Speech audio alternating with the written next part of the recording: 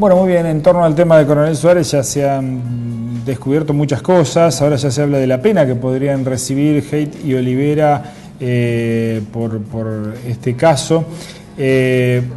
Muchas aristas que sin duda en los próximos días seguirán aportando más datos sobre este hecho que ha conmocionado a todo el país. Bueno, pero creo que lo más importante, más allá de la situación penal de Estefanía Haidt y Jesús Olivera, que son los autores de este terrible hecho, lo importante es analizar todas las cuestiones que veníamos hablando con el doctor Sarlo.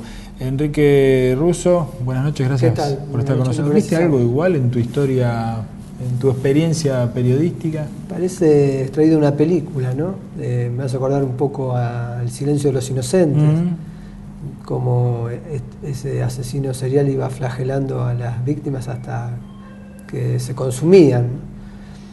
De todas maneras, en este caso hay que ver si, hoy escuchaba también y me había leído en diarios de la supuesta vinculación con otros casos, ¿no? Que están investigando a ver si hay más casos como este, no sería el primero. Estaríamos cerca de la película El silencio de los inocentes. Lo que no está muy claro tampoco es el móvil, si bien se habla de ataques sexuales, de reducción a la servidumbre, no está muy claro el fondo de toda esta cuestión. Habría también algo de sectas, fanatismo religioso. Hay que ver, ¿no? Todavía está empezando la investigación. Hoy se negaron a declarar los dos. Ahora habrá que esperar el plazo que establece el código para ver si les dicta o no la preventiva. Vos hablabas hoy de las penas en expectativa que tienen los dos imputados, bueno, en caso de llegarse a un veredicto condenatorio. Ahí el delito más grave es el de reducción a la servidumbre, que creo que tienen una pena de 3 a 15 años de prisión. De todas maneras, por el mínimo, si las personas imputadas no tienen antecedentes, le permitiría la excarcelación. Claro. Así que... Bueno, va a ser un caso que va a dar un caso para todo, tela para cortar. Hay que ver también si se establece que hay un delito de abuso sexual que todavía no está mencionado en las imputaciones que les hacen, porque es reducción a la servidumbre, privación ilegal de la libertad y lesiones tienen hasta ahora.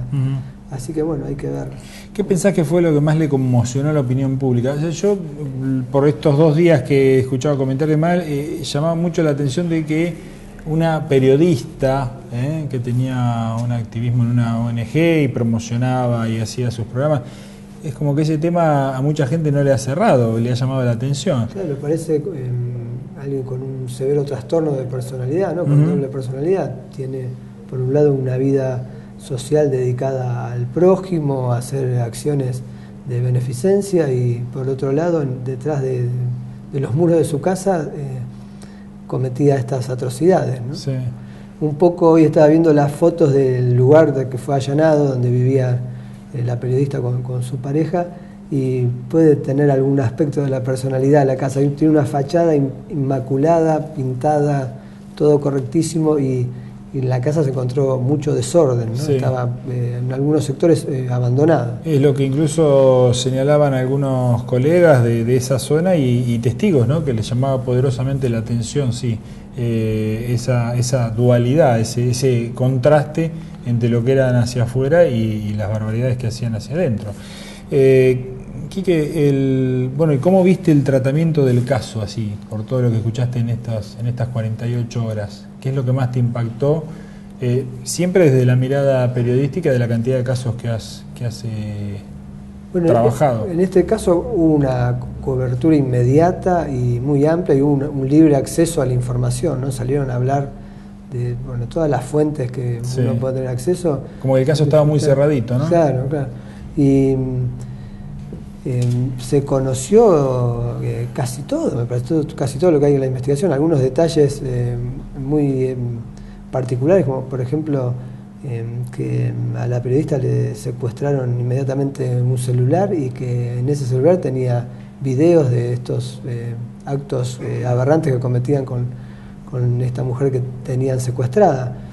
Y también se transcriben hasta diálogos que ha tenido en el momento de ser detenida, porque estaba la periodista preocupada en llevarse una cartera donde tenía sus cosméticos, el maquillaje, porque quería terminar rápido el trámite porque a las 11 empezaba el noticiero. ¿No?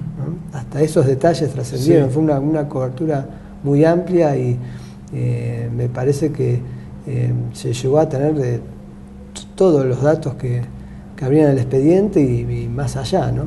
Bien, y ya como para encaminarnos a lo que hablábamos recién con el doctor Sarlo, este 15 de noviembre se cumplen 20 años del cuádruple homicidio de Barreda, un hecho que también tuvo alcances nacionales, que conmocionó a todo el país y particularmente a la ciudad de La Plata. ¿Vos compartís esta visión de que es un caso paradigmático y que hoy está visto de otra manera en relación a esto que decía Sarlo recién? Sí, realmente es un caso que modificó muchísimas cosas, ¿no?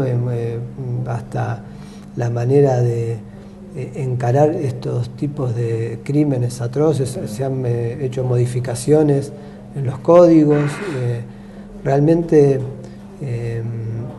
falta un poco más avanzar en el tema del tratamiento de casos así, en tratamiento asistencial, porque más allá de si Barreda fue condenado y no se lo declaró inimputable, creo que le falta al Estado un poco tener una cobertura, tener un mayor tratamiento para este tipo de trastornos de la personalidad, ¿no?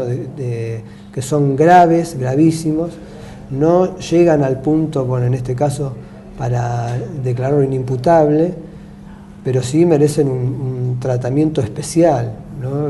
Una persona que comete un acto así tan aberrante, después de haber tenido toda una vida dedicada a su profesión, a una familia, está bien, bueno, dentro de la casa no se sabía muy bien lo que ocurría, pero que estalla de esa manera, seguramente deben tener un tratamiento distinto, ¿no? Ya sea en la justicia y también en organismos que se dedican al tratamiento de estas personas para, bueno, mejorar su aspecto psíquico. Bien, y fue un caso paradigmático también en cuanto a la discusión de las pericias psiquiátricas, ¿no? Había media biblioteca para un lado y media biblioteca para el otro. Claro, estuvo a punto de tener un fallo absolutorio, ¿no? Por un voto en 1995, que fue el juicio, con el voto en disidencia de la doctora Rosenthal, que opinó a favor de la inimputabilidad de Barreda, fue condenado. Bien, en estos días, bueno, cobró protagonismo porque creo que estuvo en la marcha del 8N. ¿Cómo, la causa en sí cómo está? Bueno, Barreda hoy está con una libertad condicional. Tiene que seguir cumpliendo con un tratamiento psicológico, va a un centro asistencial ahí en Capital Federal, y bueno, periódicamente tiene que elevar informes a la sala primera de la Cámara Penal, que es la que lo condenó, y hay uno de los magistrados que la integran, el doctor Raúl Dalto, es el que oficia como juez de ejecución. Y bueno, y él es el que tiene en sus manos el seguimiento de esta pena que está cumpliendo Barreda, en este caso de ejecución condicional. Tiene una libertad con esa condición. Tengo entendido que en los últimos días se recibió en la sala un informe de este centro asistencial donde se plantea que Barreda en esas entrevistas le ha explicado que bueno, no tiene más ganas de ir, como que no lo necesita, y bueno, todo esto lo expresan los psicólogos, hicieron un dictamen que lo elevaron a la Cámara Penal y que ahora lo está analizando el doctor Dalto como juez de ejecución. Seguramente ahí darán traslado a la Fiscalía.